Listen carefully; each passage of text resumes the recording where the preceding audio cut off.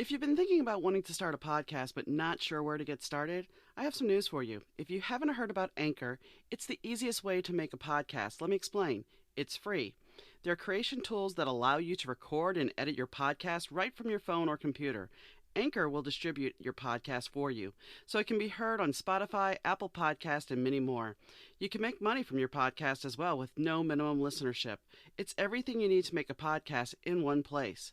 So download the free Anchor app or go to anchor.fm to get started.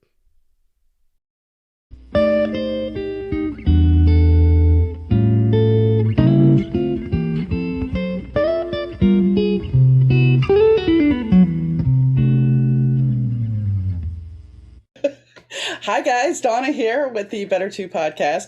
I'm here today with Sarah Martucci once again. She is a certified crystal healer, psychic medium, tarot reader, Sasquatch lover, donut lover, jewelry maker, paranormal investigator, and all-around fabulous human being.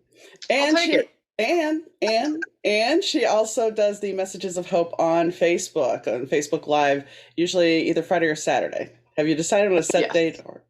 Yes. So it's either mostly it's Saturday. Most of the time it's Saturday, but every now and then I need to do a Friday, so it changes as I need it. Well, and then so, it opens up you to more people, so it's totally fine. Totally fine.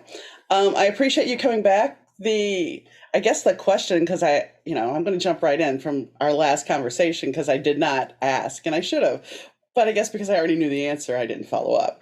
So my question to you is, let's take you back to when you're a little kid and you first become aware, and you're in your bedroom and you're asleep, and you wake up and there's some bullshit at the foot of my bed.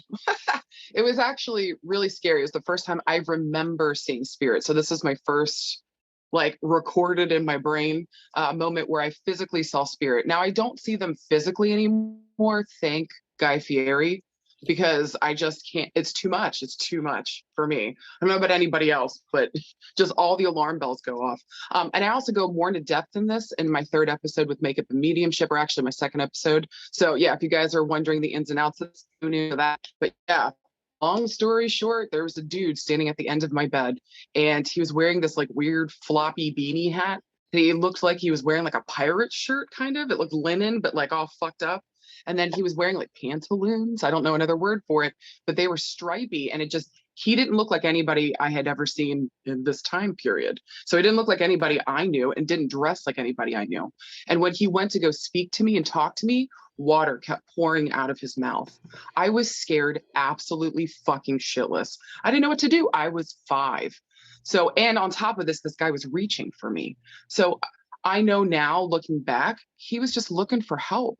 But in that moment, as a 5-year-old, after the initial kind of shock wore off for a second, I just started screaming. I didn't know what else to do. Was this a real person in my room? I knew something was wrong, and that people around me, when they talk, water doesn't come out. So I knew something was fucked up and wrong here, but I didn't know how to handle it. So yeah, that was my first experience with spirit. And I was like, holy fucking shit. The shit was wild. Now, funny enough, it turns out later on down the line, when I was in high school, I was doing some research. We in class, we were researching or reading up on the history of some of the battles that had gone on around the area that we live in. Now, I'm from Southern Maryland, Calvert County. It's tobacco farms on the water. So there's a lot of fucked up history down there, number one. But and now we call it a creek. It's not a creek. I don't know why they call it a creek. It's a fucking river. So the river that I was living on ended up having an actual battle there, and one of the ships sunk and a lot of people died. Oh, it was wow. crazy. It was crazy when I had that moment, because I was like, I know what I fucking saw. And from that point, everybody was trying to tell me, and again, my parents were only doing the best they could. How the fuck were they supposed to know that that wasn't a dream? But they're like, it was just a dream. You're going crazy. You're fine. It was just a nightmare. You're going to be okay. But I knew in my body it wasn't. Something had happened here, and it was like, oh boy. And then after that, it was like the floodgates opened. So it was just... When you found out the information in high school, did you go back and say, "Hey, look, you remember when No, I didn't think so, but I figured there was no point.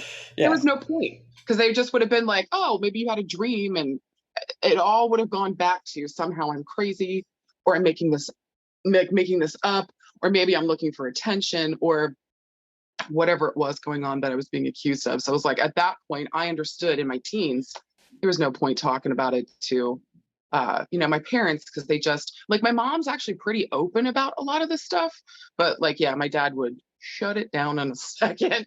He was like, Really? get the crazy out of here. Yeah, it was just too much for him. I don't think he knew how to deal with it. How could he possibly? I mean, he's who I got my mediumship through, like his lineage. So if he did, and I do believe he does, have gifts and abilities, I mean, they were so shut down and tamped down that it was like, there's no But way he could have recognized, but here's something interesting when you think about that, because I know a little bit about your family history. So if you look at your dad, he's not embraced his gifts, so therefore, which I've had other people talk about now on the Yep. podcast besides you, it affects you physically. So if you look at the fact that you're not embracing your gifts, it tends to manifest itself physically, and it harms you. And most people don't realize that. They just think, oh well, I'm going to go crazy. No, you're not.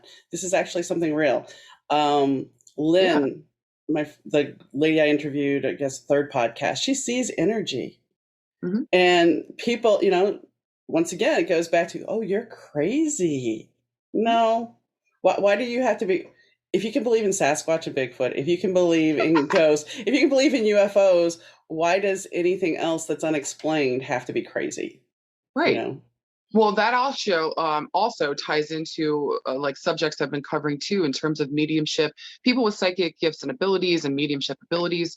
There's some mediums out there that don't believe in earthbound spirits. They don't believe in ghosts. Really? I'm like, what? That's Wait, crazy how does that to correlate me. though? How does that Well, okay, correlate? so consider this. Like, there are so many different forms of mediumship, and people just think, oh, you're a medium, you just talk to all the dead. Not true. It's not true. That's not been my experience, and that's not what I've seen from other mediums I know. So for those mediums that say there's no such thing as earthbound spirits, they've never had that experience. Okay. So for them, that's true. But for me, it's fucking not. It's not. Like, that was my Same first here. experiences with spirit, was earthbounds, and what was going on here, somebody looking for help or whatever. There's some mediums that only talk to angels, some mediums only talk to loved ones in the light, some of us only talk to the earthbound spirits, some of them only talk to animals in spirit. So like, there's such a beautiful spectrum and range to what we do. So that's why I keep preaching, let everybody live their goddamn life, and don't take anybody's personal story personal to you, because that has been their experience. Your job is to be open up to all the possibilities and your own story. When we do that, we open up a world of possibilities again around what this means, and it gives us the chance to delve into it and maybe just try to scratch the surface, because that's kind of what we've done already. Like, just scratch the surface around what this means, how this works for us, how it's showing up beautifully in different people. If we were all the same type of medium, what the fuck would be the point of that? That Like, doesn't make sense to me. Doesn't. And if no. you think in any other like career profession, you've got architects, but not everybody builds a building the same way, do they? No. No. So why would we bring that to our mediumship? There's only one way to do it. There's only one way it comes through. Kiss Well, my butt. that's like, I mean, That's a hell no on my end. Yeah. well, when I started, people were like, well, did you flip a switch? Excuse me? I didn't realize there was a switch to flip. It just happened. I mean, Yeah. am I a medium? Are my mediumship abilities good enough to flip that switch and turn it on right then and there? No, but if somebody really wants to come through, they'll come through. They're gonna fucking come through. So, you know, that's why I always, as far as me, I don't sit there and say, oh, I'm a medium. I'm a reluctant medium. If somebody's got a message for me, for you, then sure, they'll come through. If not, they're not going to. And Honestly, I think most of us are reluctant mediums. We are, because we realize what it sounds like, what it looks like to muggles. I'm going to say it. We realize what it sounds like to them, and that they call us crazy. They call us names. So yeah, I think a lot of us are reluctant mediums, because it's like, okay, what does this mean? Am I going to be able to survive in the world? People going to want to be around me? And the extra layer on top of that, what if I'm fucking right and then I scare everyone around me? yeah, So there's that too. So yeah, and for some of us, it happens when we're kids, and it's been like this since we're a kid. I know mediums where they didn't become a medium, if you will, until they were well in their 30s. They had no experiences before, and then all of a sudden in their 30s, they're like, "Oh shit, something's happening," or at any age. So just know that, like, again, mediumship doesn't happen for everybody when they're 5. It just happened that way for me. Be open to how it opens up for you. What has been your experience? Your experience is real and it's true, but also be open to others as well. Well, it's kind of like what Lynn was saying back to that. I mean, it fascinated me because seeing energy, actually seeing it like the Matrix. I mean, that's a gift that I don't have, that you don't have, but she got ostracized because she had that gift, just like being a medium. We need to kind of, goes back to labeling things. If we don't understand it, that doesn't mean it's not right. Thank you. I want to go back to something you said earlier while you were talking. Makeup and mediumship. What is this, my dear?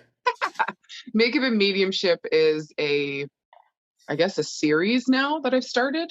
And it's around me doing my makeup. So everybody usually comments on the Facebook Lives when I'm doing messages. I hope that they love my eyeshadow, they love my makeup.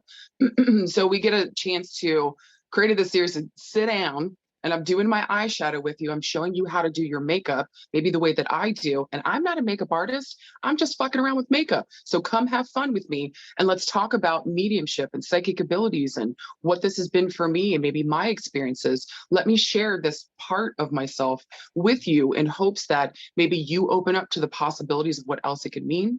Maybe you can get a better understanding of a different perspective.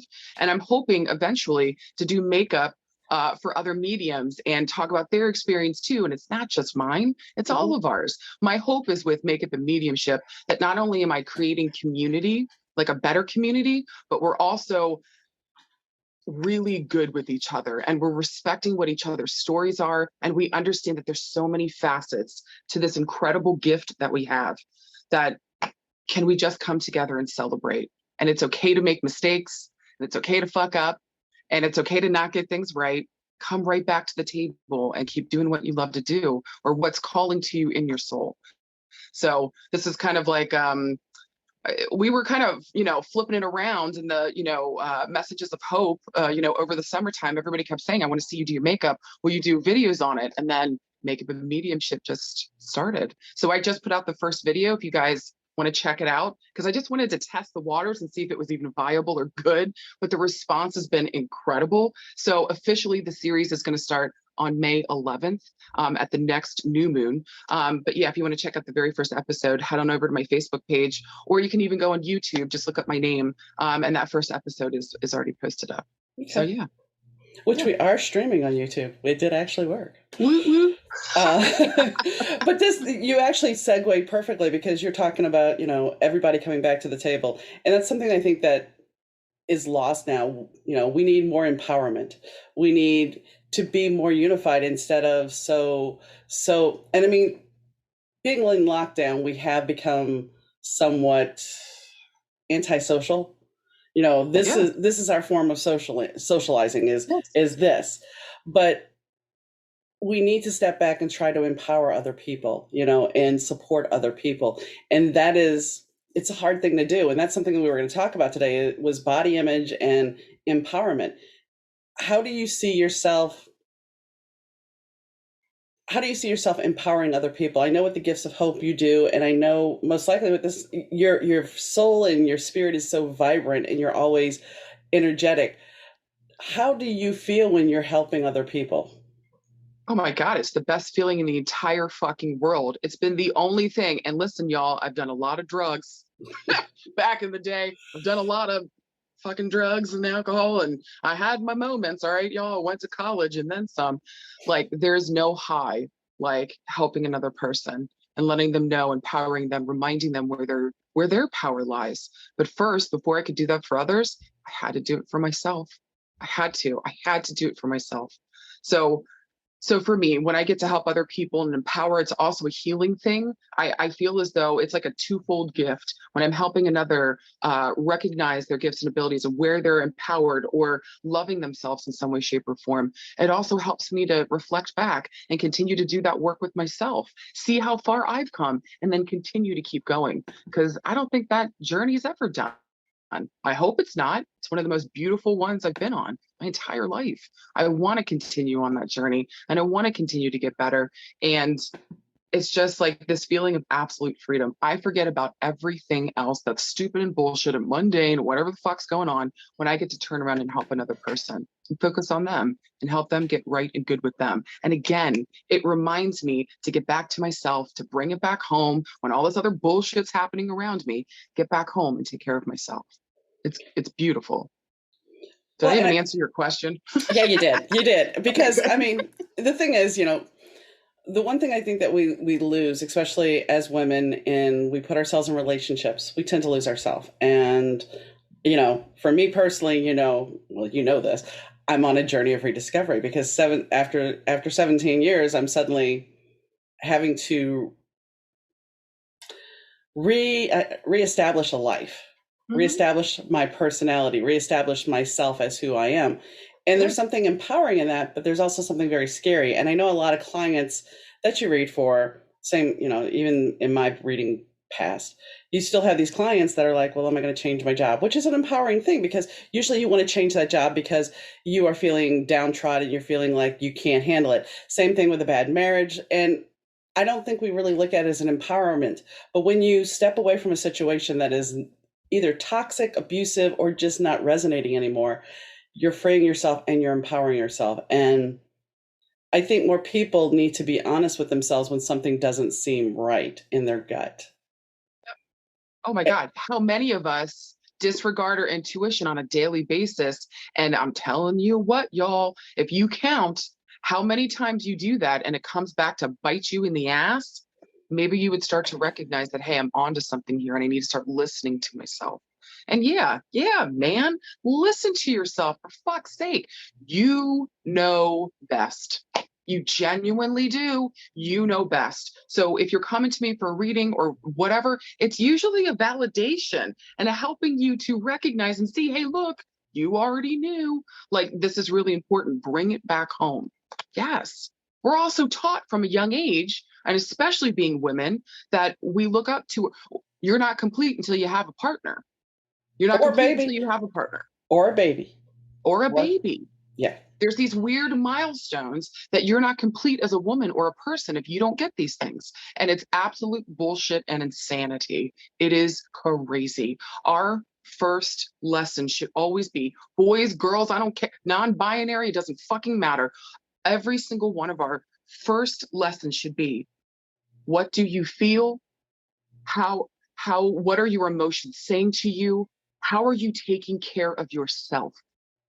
If you cannot bring it home, if you do not have a good relationship here with yourself, you'll be able to have love relationships, but will you be able to feel the love from another? Because I promise you, it will never be enough. If you're not taking care of that need for yourself, it will never be enough what people are giving you. True. Bring it home.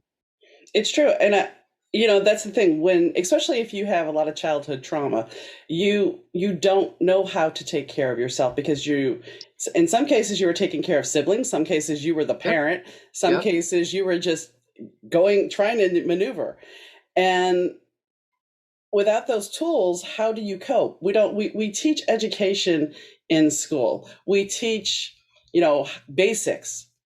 We teach reading, English, math, basic skills. But the fact of the matter is we don't teach about stress. And now with the internet and everything, we have so much more stress than we had before. We don't teach about, you know, I remember in this, yes, I'm going to go back. So in the 70s, you know, it was okay if a boy ran up to you and kissed you, or you played kiss and catch. It was okay. You couldn't say no. That was just a boy being a boy. And now we're trying to get past that. I remember when my youngest stepdaughter came home, I think she was in kindergarten, and she's like, Mom, somebody asked me to marry them. We're moving a little fast, friend. Well, that's exactly what I said. I'm like, you're a little young to be getting married. But the fact is we don't establish those boundaries early on. We allow this to just happen. And then kids they see that, oh, well, you're supposed to be dating in high school. You're supposed to be dating in junior high. I mean, it keeps getting younger and younger and younger. And when do you put the brakes on? Somebody interviewed recently, she was talking about that she dropped out of high school at 16 because she thought everybody was so immature. Mind you, some people will say that's high-minded, but the fact of the matter is she wanted to learn more. She wanted to experience life more. She wasn't so interested in the social aspect of it. And Yeah. that's the thing with this is it's forced the social aspect out of high school. You don't Yeah. have all the camaraderie. So, and I'm rambling at this point. I understand that. No, you're not. It's very relevant. But I mean, if we actually step back, I remember being in my first marriage and, people are like, well, nobody ever falls in love really that quick. Okay, I'm going to out myself big time on this one. I met my first husband. He delivered a TV to me. He forgot the TV remote. And so he came back the following week and he asked me out. And this goes back to your gut. Okay. My gut told me, do not go out with him. My back started acting up at 22 years old. So I wouldn't go out with him. He convinced me to go out with him. 3 days later, he proposed to me. Oh boy. Wait, no, better yet, which I was not that kind of girl. Uh, at our first date, he moved in with me, basically. Yeah. Woo. Yeah. See, everybody's like, oh, there's no such thing as insta love. There is if you're insecure, you're living in a big city by yourself, and you're not quite sure of where you fit in. Now, here's the really toxic thing about this. For a long time, even though he was living with me and he told me he loved me, I kept thinking he was going to leave me. Mm-hmm. I was positive he was going to leave me. So ultimately, 4 years, a year after we got married and 3 years living together, just shy of 4 years, I walked. It killed me to walk because I loved his kids, but I wasn't in love with him. So the reason why I'm stating this is no one taught me the proper feelings about myself and taking care of me. So when somebody pays me attention like this, it was like, oh, okay. There's no way, it's like now I look back and go, are you kidding me? Was it, and this, wait, the thing when he proposed to me, I said to him, well, I don't know you well enough to get married. I don't know you well enough to get married, maybe in a few years. But let's backtrack here for a second. I don't know you well enough to get married, but come on, move in with me. Well, let's see if this works. Now, I get what you were doing. I totally understand. And think about this too, Donna. Like, we were not just talk about me and you, but a lot of people that grew up in traumatic households or, whatever's going on with their parents, we were not modeled what a healthy relationship looks like, not only with ourselves, but with another person. And usually those family homes are riddled with codependency and fucked up ways of coping and just chaos and fuckery. So it becomes this task as we're older. And especially if there's not a lot of neglect in your home. Oh my God, someone's paying attention to me. Oh my God, Mm-hmm. someone sees me. Oh my God, someone wants me. Where I just came from a place where I wasn't seen and I wasn't wanted. And I didn't want to be, nobody wanted to hear me. And on top of that, I don't even know how to make this work. All I've been able to see are these dysfunctional, fucked up relationships with all the adults in my life. So how the fuck do I do this?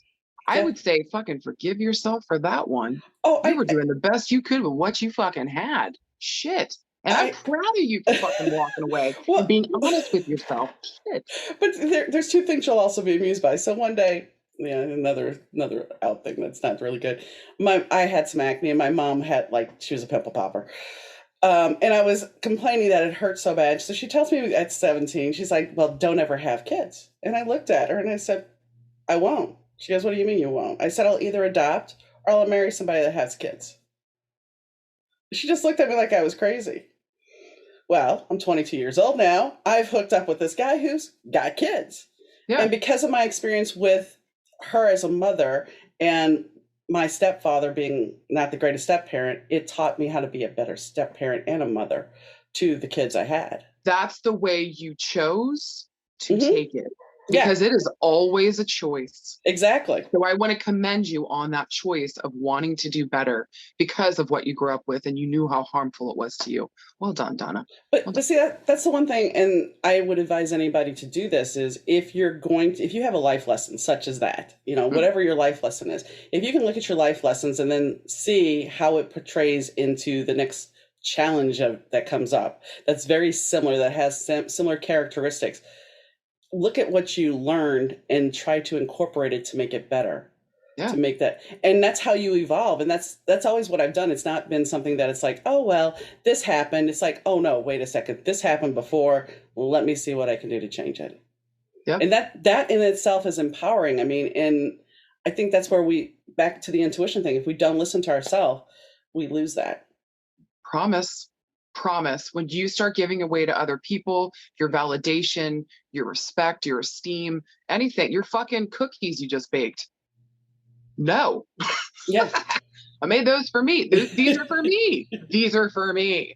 Like, I've got to do this first. And that's how I can, if I've got a healthy relationship with self, that's how I also have this boundary set. So that if somebody comes into the scene and they're not showing up the way I'm showing up for myself, gotta go, ho. You ain't the one for me. And that's okay. That's okay. That's actually a good thing. You knowing what you want, you knowing who you are. That's a beautiful thing. It's a hard thing for a lot of women. They don't see their value. They've been taught either by religion or by their parents, how they grew up, that they didn't have a voice, that they Yep. should sit down, shut up, and look pretty, and that's about it. Yep. And unfortunately, there's still people that believe that's how women should be in this world. Fuck them. Yeah. That's the way I was raised. And let me tell you what, I rebelled against that as hard as I fucking could.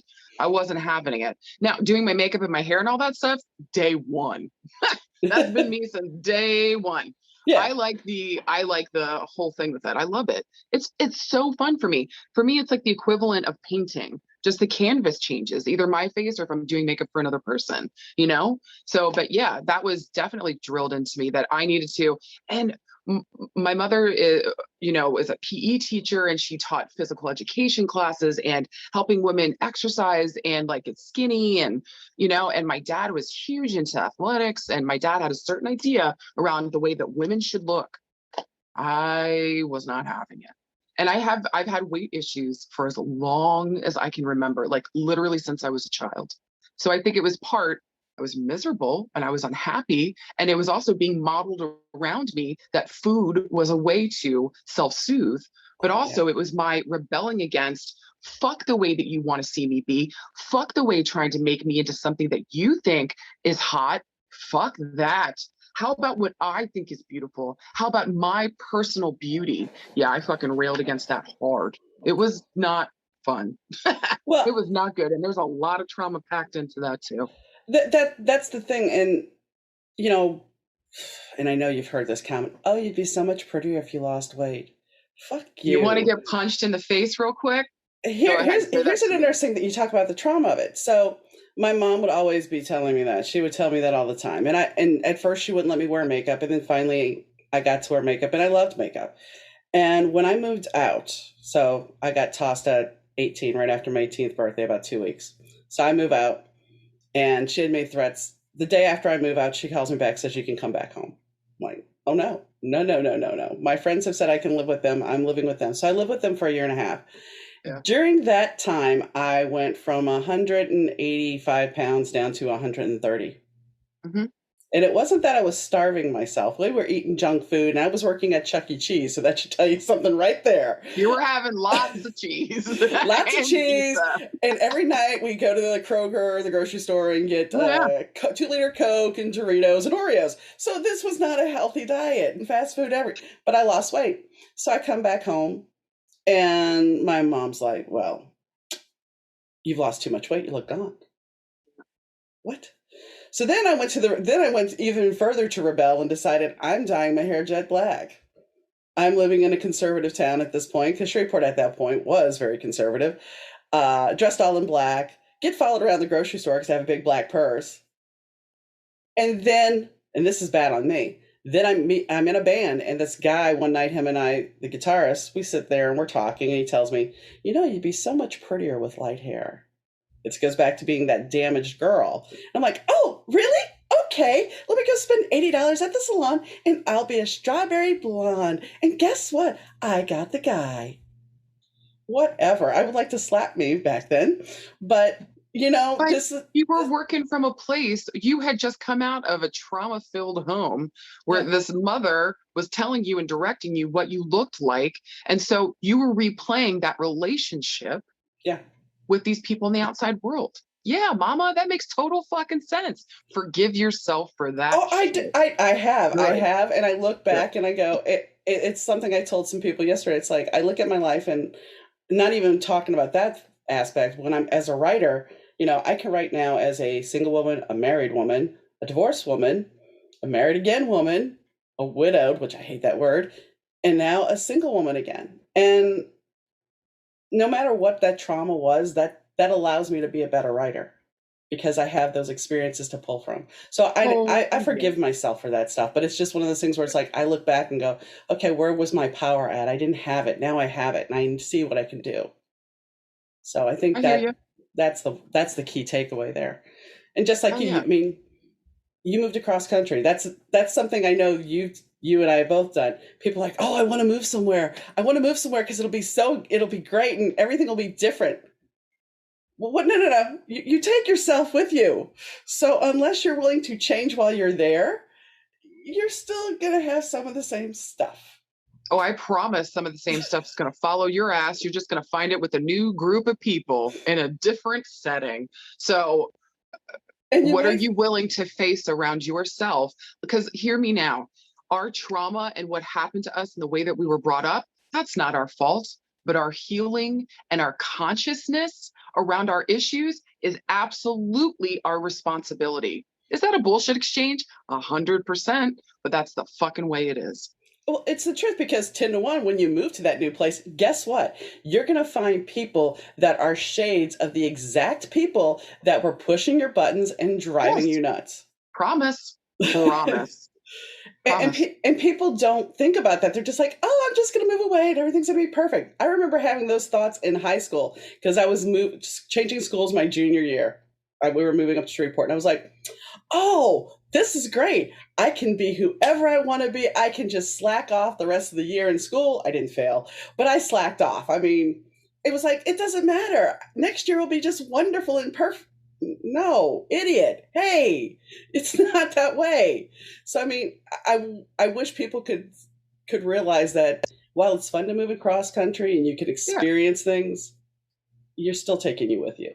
absolutely, including all your trauma, all your pain, all the good, all the bad, everything in between. But if you're not conscious about it, you're not going to get that change that you're looking for. It starts with you being conscious around it.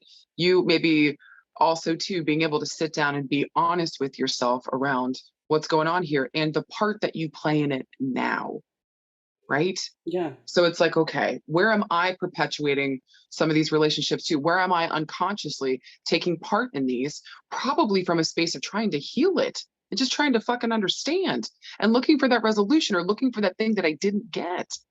And I'm telling you guys, I'm telling you guys, I'm telling you guys, at least this has been my fucking experience. If you don't go within and face this first, yeah, you're going to keep finding the same fucking issue out there every fucking time. Well, you touched on something earlier too about the fact that, you know, food became a source of, I don't want to say Oh, empowerment, but oh comfort. yeah. I mean, for my mom when my mom and dad split, I come home from school and we had a bakery down in New Orleans called McKinsey's, and they had great food. She would be proud that, oh, I ate a custard pie today, a whole custard pie, plus some eclairs or some cream puffs. Okay, well, what are you teaching the 8 to 9 year old girl that's here sitting there watching? And then, and I look at this from a big picture because then I look at my dad after they broke up, and my dad started drinking and becoming the party man. And something predisposed in my head that I didn't like alcohol. I didn't like the taste. I didn't like the smell. There was Yeah. something negative to it. But food that brought comfort. That was good. That I was. I call myself the Duchess of Donuts for a fucking reason. I know. I know. I know. I love me some sweets. I just do. And yes, it was modeled to me, not only in the home that I was living in, but also um, lots of fuckery with this too, but like, the other women around me in my family. So it was a way to cope because, I mean, because just everything was, chaos. And it's like when I eat, I feel good, but it's like for 5 minutes and then I feel like shit later. So it's like, at this point in my life, it's become this task where it's like, Mama, I know this is a way that you're dealing with things, but it's also hurting and harming you. And you can't keep up with your son, or you can't show up for him in the way that he needs. When you're not right and you're not healthy here, mentally, spiritually, emotionally, physically, you cannot show up in the way that you want to. So how am I self-sabotaging? How can I now let go of these things, these coping mechanisms that were passed down to me? How can I give them back to the person they belong to? Because they don't need to belong to me. I no longer need to rebel against my parents around what they think is beautiful and good. All I need now is to tune in with what I feel is beautiful and what I feel is good and what feels like perfection for me. Not even perfection, but what feels like beauty and goodness and my sexiness to me. That's being fucking weird. And that's feeling the weight number doesn't fucking matter. How do I feel in my body? And so if I'm feeling light and I'm feeling good, then I'm in the right places doing the right things at the right time. And I don't need a donut to make me feel better anymore. Am I still going to eat donuts? Yep. But I don't need to use it as a coping mechanism anymore because I now have better ways to do that. So for me, that's meditation, doing my yoga, and exercising during the day for at least an hour, or at least going for like a walk for a mile or something. So adding these things in, because I know for me, and again, this goes back to knowing yourself. I know for me, when I'm physical and I move my body, I feel better every time. When I eat 18 donuts, I don't feel great afterwards. I don't. When I have one donut, I feel great and I can still go about living. So it doesn't mean that I get rid of completely all the things that I love, but I don't need to do it in excess where I was before. There needs to be some kind of balance here. And so the balance was bringing it back home to myself, knowing myself and what it is that I want in my beauty standards, and then doing something around that. But yeah, good luck anybody telling me that, like, okay, so for example, like on the messages of hope, like the other day I had some dude get on there and tell me he loved my 3 chins. Why would you, Oh, first of all, why wow. would you why would you come on there and tell somebody that? Like, really? Get a fucking life. Like, I just kind of laughed and I was like, fuck you too, dude. And then literally the last time I did the messages of hope on Saturday, this past Saturday, some dude again got on there and was like, you sound like a guy. And I was like, I literally said on Facebook Live, lick my taint. First of all, that's not the first time that someone has said that to me. Fair. But also, second, fuck you for being so insecure that when you hear my voice, it makes you feel insecure. Fuck you. Sorry, I sound more masculine and empowered than you do. Fuck off, dude. Take your insecurity and your bullshit out of here. I'm going to go on with my sexy man voice. I don't fucking care. I don't fucking care. I don't. I'm But it right was there. funny to yell at him on Facebook Live and tell him to lick my taint. So I'm like, might as well make everybody giggle and laugh about it. Fuck this guy. But see, I'm right there with you. I have that voice that, yeah, especially as it gets hoarser, I sound a little manly, and no shame here. When John was alive, we had a solicitation call about cable or something, and John didn't want to talk to him.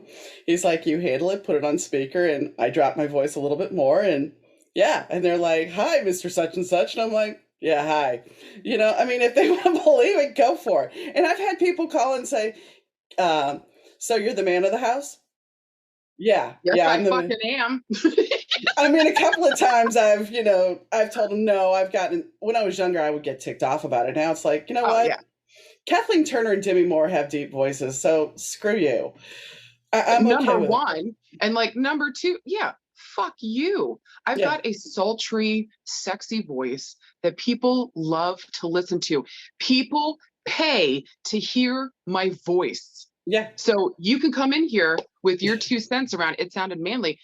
Sweet baby doll, you can call it whatever the fuck you want, but mama's making money and she's fucking beautiful. And if you don't like that and that threatens you, fuck all the way off. Fuck This all the way off. this brings up something that I was in a quilt. I'm not sure if you know what the quilt app is. It's kind of a cool app. It's an app where basically somebody hosts and they invite guests to come up and talk and ask questions, and then other people watch. It's a nice app. There's no visual. It's all just voice.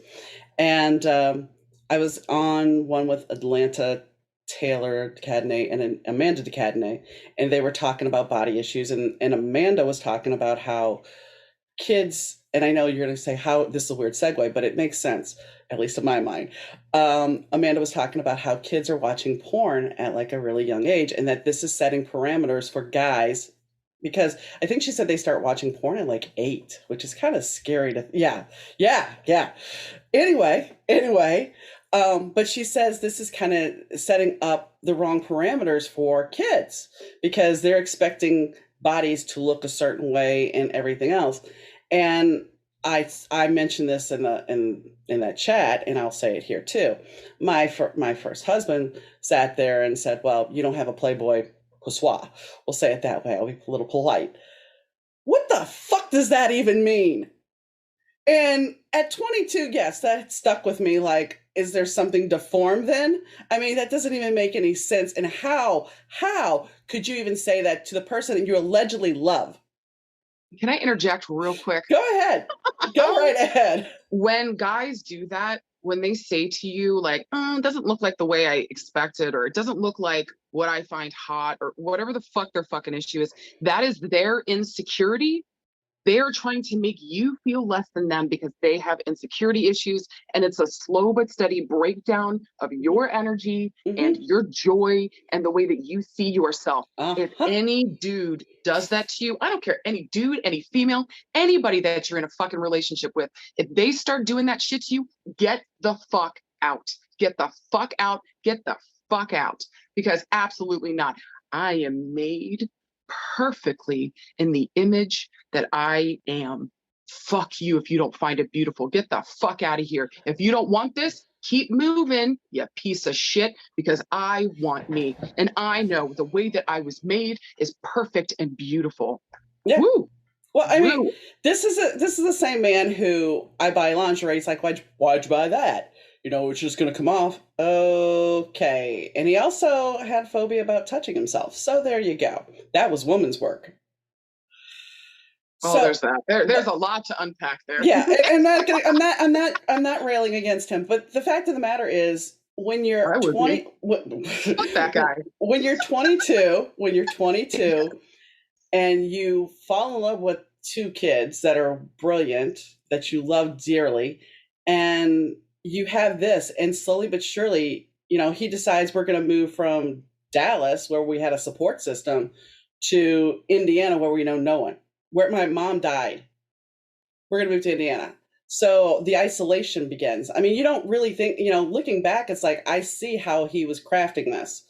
He may not have intentionally done it, but it was being able to cut me off. Yeah.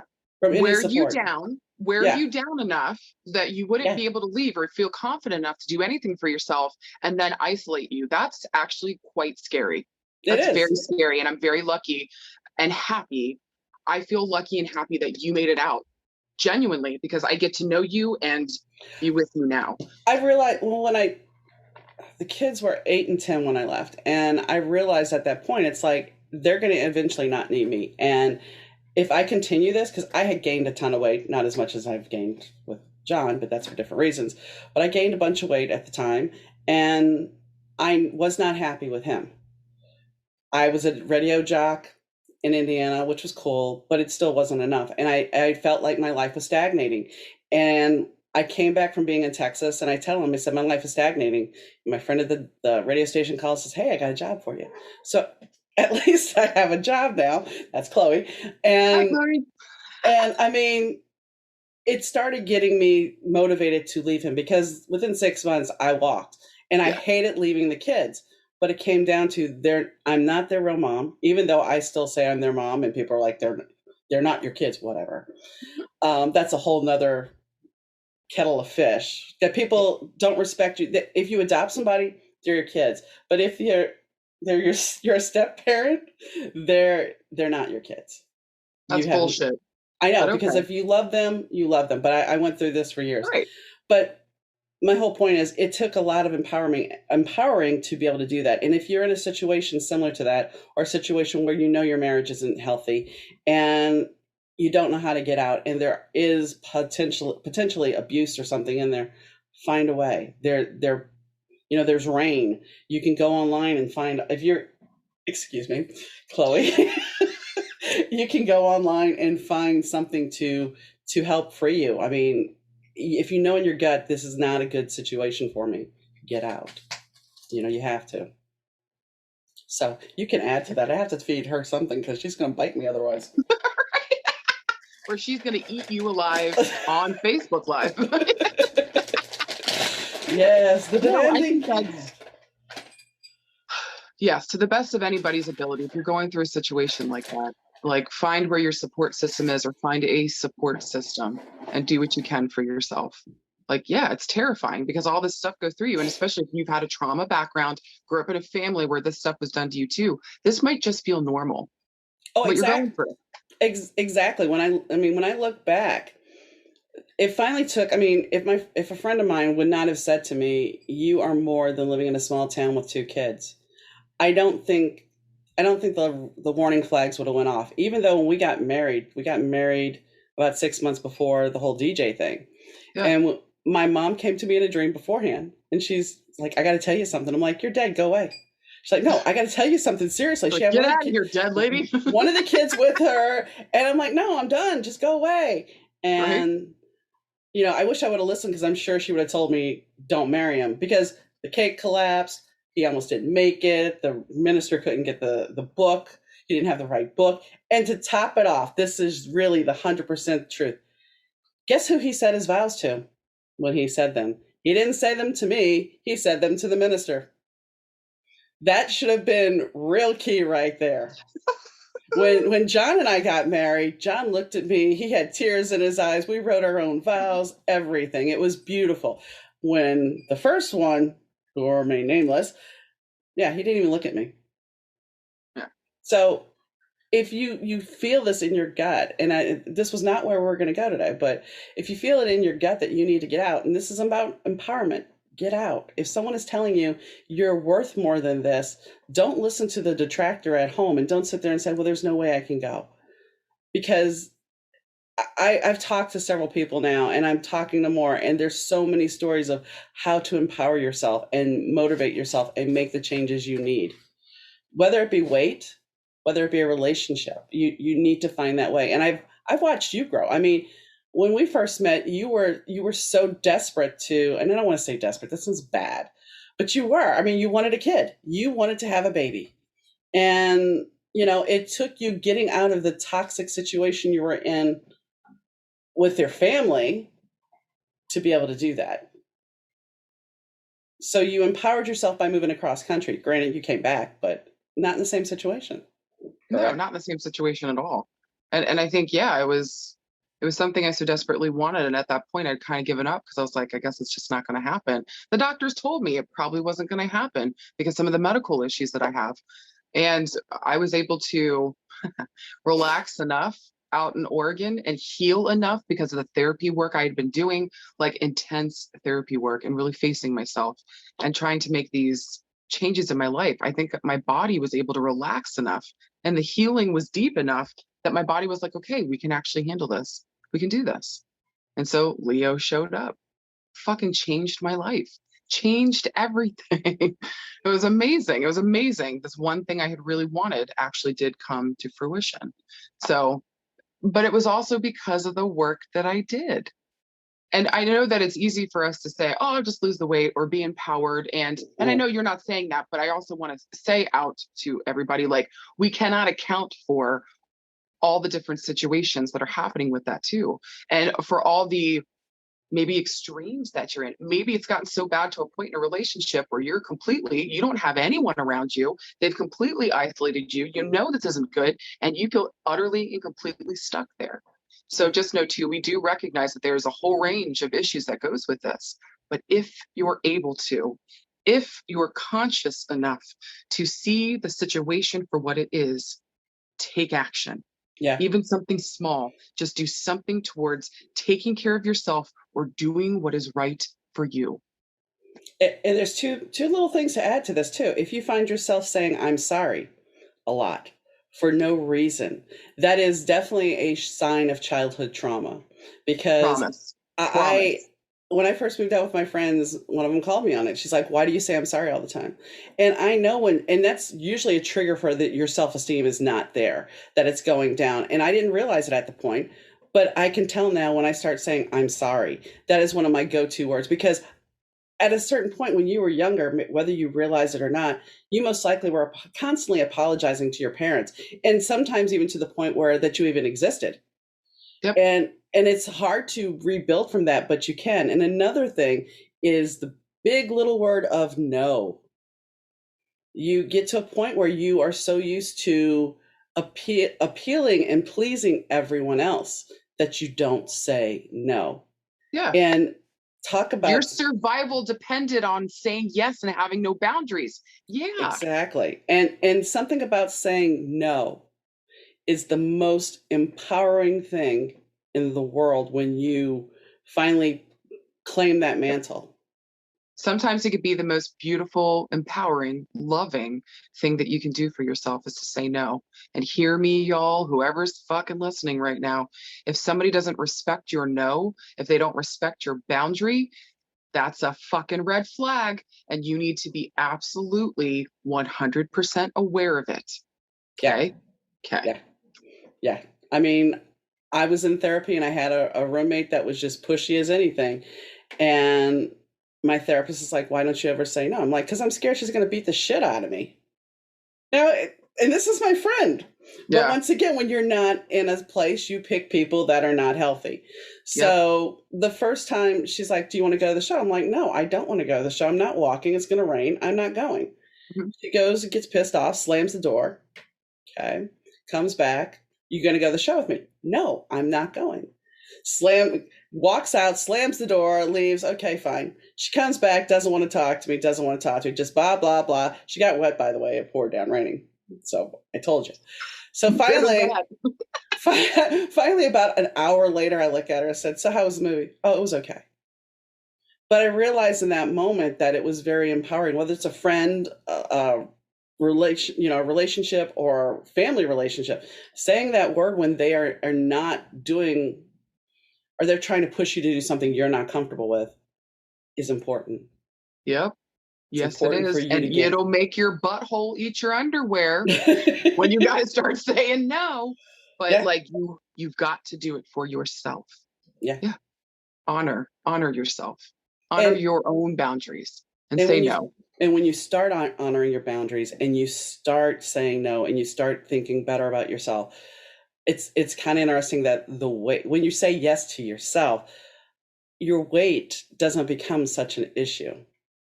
You start feeling better and you start taking better care of yourself, because then you look at that dress and go, "You know what? I want to get that dress because I'm going to fit in that dress."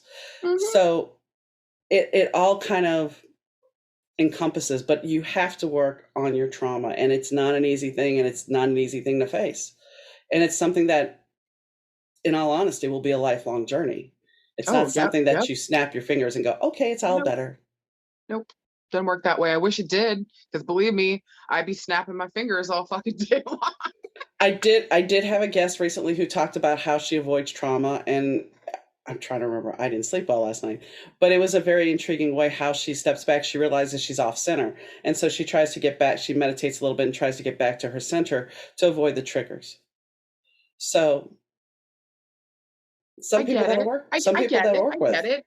But here's what I would warn against: that is the triggers are not going to stop. No. And so avoiding these triggers is not realistic. And it's also, you're spiritually bypassing the lesson that's in front of you. You can't meditate a no to somebody. I wish we could. I'd fucking do it. That'd be so much easier. But there's nothing wrong with meditation. But when you use it in a way to avoid what's happening in front of you, or to sidestep a lesson, or sidestep whatever's triggering you here, you're missing out, because it's the trigger's supposed to help you recognize what's going on inside unconsciously that's running, that you need to face and to work through and to heal and then release. Do not bypass the lessons. They're there for a reason. Say yes to them. Now, I maybe not fully understand maybe what she was saying. So please know I'm not trying to like go against this person or fuck her up or whatever. But from my point of view, from my experience and my point of view, the triggers are there to let you know where you still have pain, or where you're still doing something unconsciously, or even acting out, or maybe even avoiding something that you need to face. That doesn't make it okay for somebody to abuse you or to do fucked up shit to you, but it should bring you back home to recognize where either, am I allowing this? Am I continuing to let this go? Should I say something about this and face it, or whatever the deal is? Don't be afraid to come home to yourself. Don't be afraid to face it and be with it in the moment. Let the trigger show you where you're still having issues, and you can grow. I think for her, it was more about, I mean, you're 100% correct. I think for her, it was more about making it where it's not so overwhelming. But it is, and that should be okay. That's just my 2 cents again. Like, I know, it should be okay that it's intense and this feels fucked up, because it is. Because it is. But see, that's the thing. For some people, we need, dare I say, we need that trigger to get in our face and remind us. And for other people, they just can't. Yeah. And I get it. So I get it too. So just know too, I'm not sitting here saying like, oh, you're a fucked up piece of shit if you ignore or you try to meditate out of it. I'm not saying that at all. You got to do what's best for you. But I also feel like you're missing something beautiful here that's being put in front of you that may feel like shit at first, but maybe it's offering something around your freedom, so you don't have to keep escaping it. I agree. My 2 cents. No, I agree, because that is something that, people think, oh, I went to therapy and, dare I say, alcoholism, food addiction, any kind of addiction. Oh, I went to therapy, I went to rehab, everything's fine, I'm good. Until there's a trigger right in front of you. Until there's a trigger. Until there's a trigger. So until you face it fully and you keep going deeper, because I assure you there's layers. If we've got addiction issues, there's layers. Yeah. And so just because you went through the program or you did the one thing, it's a continual work. Anyone that's ever had addiction issues or has dealt with addicts in their life, know that this is a continuing effort that you do for the rest of your life. Maybe it is around alcoholism. Maybe you were an alcoholic, you went to rehab and you're better now, but there's a part of you that will always, the alcoholic addiction will always be running in the background. If we don't face it, and we don't deal with it, and we continue to work through it and face it with compassion and love. Because I promise you, for most everybody that's got an addiction issue, I don't care what the fuck the addiction is, it's a matter of connection. You don't feel like you have real, true, deep connection with people around you and in your life. And so you're turning to these things to fill the emotional void. Well, how many times can you say in your life that you were in a room full of people, yet you felt totally alone? More than I care to admit. Exactly. And I think that's true for a lot of people, that the whole statement there is more than I care to admit. Not many people are willing to admit that, because then it's like, what is wrong with me that I can be in a room full of people and just not feel like I fit in? You may not understand what true connection is. Again, maybe it wasn't modeled to you. You don't know how to do that. You're terrified of being vulnerable. You know why you're terrified? Terrified of being vulnerable with other people? It's because you're terrified of being vulnerable with yourself. Yeah. Fucking A. And, you were talking about the alcoholism. It's funny because I was talking to somebody about my chart yesterday, and she's like, well, it looks like you pick partners that have somewhat of an addiction problem. I'm like, oh, great. But also too, I found that a lot of people with addiction, it's like, because I've been surrounded by alcoholism all my life, like that, and the food addiction and a lot of addiction most of my life. So there's this thing around, I think with people and the addiction, it's an easier thing to turn to than facing your own stuff. It's an easier thing to turn to than facing the pain and the loneliness and the disconnect that you feel. Genuinely, genuinely. So I would just ask anybody that's going through that too. Also, too, when another person has addictions like that, I feel, again, just me personally, that it is a reflection, or it's a mirror back to where are my addictions and where am I out of control with some addiction in my life as well. And I know that kind of gets into scary territory where, people are like, oh, I'm blaming myself for all this, or it becomes like somehow it's my fault. Like, no, no, no, that's not what I'm saying. But if somebody in your life is an addict and they're really going through it and it's ugly and it's heinous and it's hurting you, also recognize too that they're trying to make you aware, or they're triggering you in some space where there's some addiction here, where whether that's the way that you speak to yourself, or maybe you're eating too much for me, or maybe you're playing too many video games, maybe you're addicted to sex, I don't fucking know. Maybe you love koala bears and you can't stop collecting koala bear figurines. I don't fucking know. Wherever the addiction is, how do I face that? Because they're helping me to see where I don't feel connected either, where I'm just filling the emotional void, and I don't have to do that anymore. That's the hard thing. That is really a hard thing. Yep. And I mean, I think part of that also can come into play with hoarding. I hate to say this, but I'm going to anyway. Yes, it does. Because, I look back at a trauma that I had back to the divorce. I mean, I sat down the other day, for some reason, it inspired me. I wrote down a page and a half between 8 and 10 years old of everything that happened in my life. And when I look at my house, I admit my house is not nice. My house is a mess. No one's is. No. When people sit there and say my house is a mess, I look at and I go over to their house and I'm like, no, you don't understand what a mess is.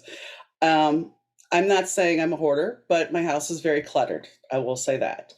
And that stems from having had everything in my life packed up when we moved into my grandmother's house, and then proceeding from there to live with boxes most of my life.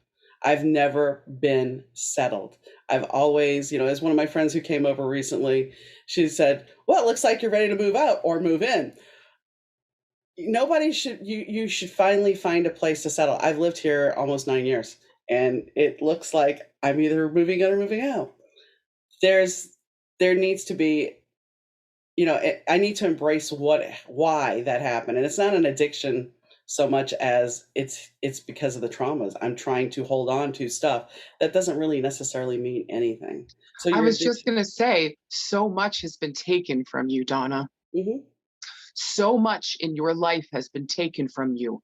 Of course, you hold on to things that other people may decide aren't, like, what are you doing holding on to this newspaper? Well, it's like, well, that date meant something to me, or what happened in that meant something to me. And I'm holding on to it because so much has been taken from me. No one will ever take from me again. Yes, I understand. That's a very true statement. And then when I've had like, John's sister, when we lived at our other house, she's like, oh, I can come on in and help. And I'm like, no, because I know how this plays out. You guys, just what you said, somebody else is not going to value something that I may value. And that goes back to the trauma of being in 5th grade and coming back from a doctor's appointment and watching somebody, my teacher had lined up somebody from my desk all the way to the trash can, cleaning out my desk. So there was one person that would take a piece, they would pass it along. So talk about fucking humiliation and shame to somebody who has her parents just separated. She's now living on the couch. And I'm not saying this for sympathy, but no, I know you're not, but it hurts my heart and you deserved better. It looks like, this is somebody that's invading your space, invading your territory. And then at the end of the year, the teacher felt it worthy enough to give out jackass trophies. Yes, it was a trophy of a jackass. And she wasn't sure whether to give me messy or sloppy. So she gave me sloppy. Yeah. And everybody got a jackass trophy. And then to top it off, this is the woman that I ended up living with for a couple of years. She was my 5th grade teacher. And I lived with, my mom thought she would be the person for me to live with. Mind you, I did go to a school that was advanced when I lived with her, which was good. And I got to be a cheerleader, so that was good too. But this woman also was she had her issues, and like Yes, she did. I'm sleeping in the same bed with her, and she's got a Doberman. She's like, okay, if you got to move in the middle of the night, not touch me lightly and wake me up because you can't get out of bed because the dog will bite you. Okay. Yeah. So I mean, when I look back at that age, I'm like, you know, I'm lucky that the only addiction I walked away besides clutter is weight because God knows I could have got screwed up. I had a tarot reader tell me when I was 19, she goes, "Don't ever get involved with drugs. You'll go crazy." Okay, fair, fair. And I wanted to be the big rock star, so I guess I'm glad I didn't follow that dream. It's better to write it in my books than actually have pursued that. But Right now. now that we've Anybody with a done, meth addiction? Nobody's got time for meth. No, nobody's got time. Nope. Nope. no. I'm too busy today. I'm too busy. I mean, I guess that's what what I'm getting at is, you know, whether it's an addiction or just shit can fuck you up as a kid. And we don't necessarily see how it plays out until you're much older. You can, the Mhm. more distance you put between you and your family and your past, you can reconcile it. That's why a lot of us readers go to other readers to get a reading because we're too close to the Yep. situation to read our own cards. It's not because we can't. It's Yeah. because we're too fucking close to it. And that's with anything. So if you give yourself the distance and the time and the healing, oh, I promise you, things will come to light that will blow your fucking hair back. But my God, just like the tower card, when you pull the tower, it feels like everything's blowing the fuck up, but it's also for your liberation. And Mm-hmm. while everything's falling apart, it's actually falling into place. Well, So, it's funny you mentioned the tower because I was going to say, it's like, yeah, if you're reading your own cards and you pull the tower, you're like, oh, okay, well, you know, maybe the day's just going to be bad. No, no, most likely there's a freaking warning there for you, but you're just going to gloss over it because you don't want to face it because who wants to read their own cards and go, oh, shit, yeah, this is happening? I don't want the tower. Get out of here, tower. I don't want the 9 of swords. Get out of here, 3 of No, swords. I don't want to see none of y'all. no. Goodbye.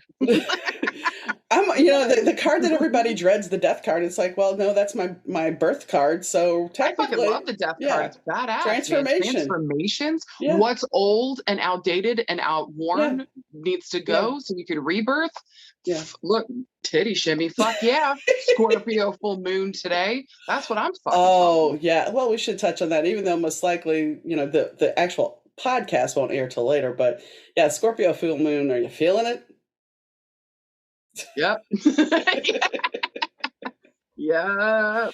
So yeah, it's not, Scorpio's not an easy sign. It's not, just because it's so intense. But guys, how do we deal with this stuff? Like anything, like everything that we've been saying today, face it. Whatever Mhm. the fuck is coming up for you, face it with compassion. Face it with understanding.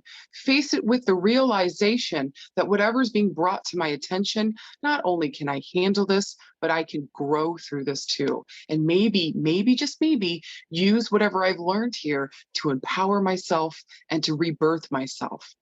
Yeah. Please, yes, Guy Fieri, get down here. Take me to Flavor Town. I want that. Yes, please. Also bring some donuts. Thanks, Guy Fieri. Yes, like that donut casserole I sent to you. I know. Rich was like, nah. I was like, oh, fuck yeah. I saw it. I was like, oh, Sarah will like this. Oh, I promise I'll like that. Yes. Oh my God. Oh my, anything with the sugar or bread content. Yes, please and thank you. Bring it to mama. I So, won't sit. Yes. so now that I've prattled on for quite a bit and it's been therapy with Donna, uh,